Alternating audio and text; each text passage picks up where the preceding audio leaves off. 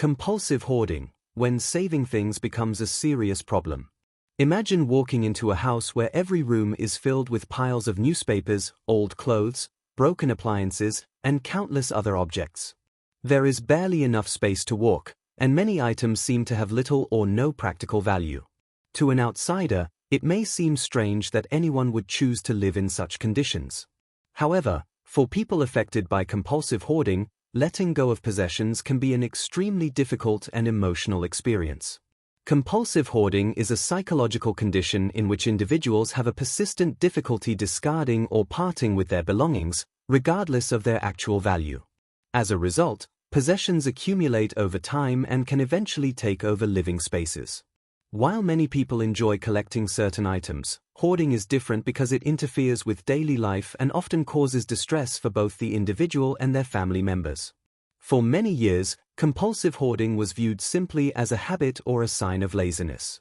Modern research, however, has shown that it is a complex mental health disorder.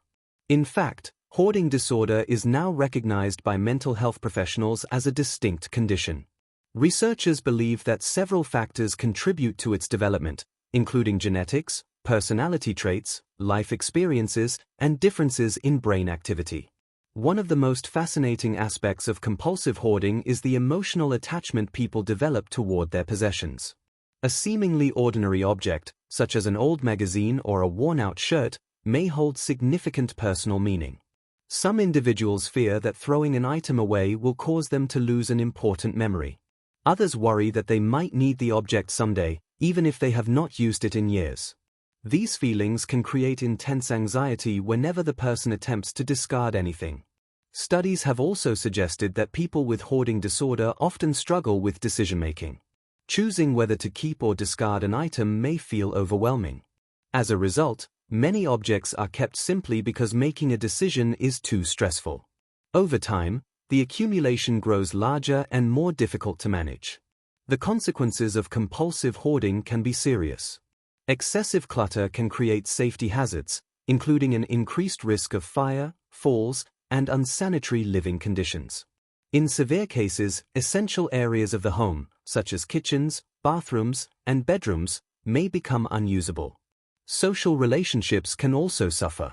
Individuals who hoard may feel embarrassed about their living conditions and avoid inviting friends or relatives into their homes.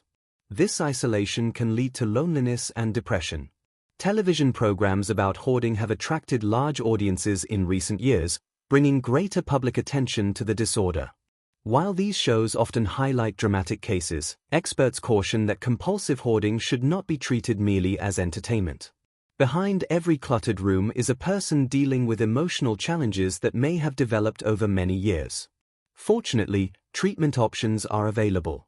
Cognitive behavioral therapy, commonly known as CBT, is one of the most effective approaches. This form of therapy helps individuals understand their thoughts and emotions related to possessions while developing healthier habits.